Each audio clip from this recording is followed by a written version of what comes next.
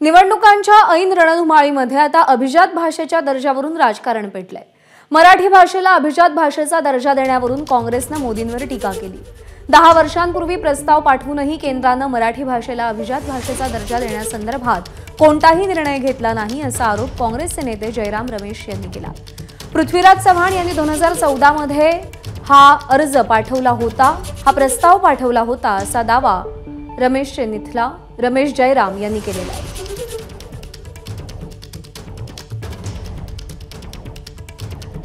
तर जयराम रमेश यांचं वक्तव्य काय? गेल्या 10 वर्षांपासून मराठीला अभिजात भाषा म्हणून घोषित करण्याची मागणी ही मोदी सरकारकडे प्रलंबित आहे।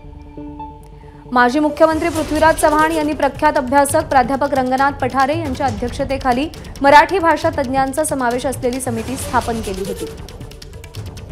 हा अहवाल केंद्र सरकारला सादरही करण्यात आला होता। पृथ्वीराज चव्हाण यांनी तत्कालीन सांस्कृतिक मंत्री श्रीपाद नाईक यांना पत्र लिहून जुलै 2014 मध्ये ही मागणी मान्य करण्याची विनंती केली। पण 10 वर्षांनंतरही मोदी सरकारने याबाबत काहीच निर्णय घेतला नाही।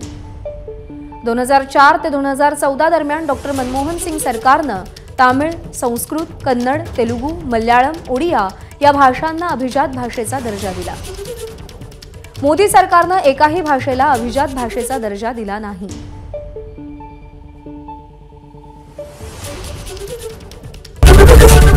एबीपी माझा, उघडा डोळे बघा नीट।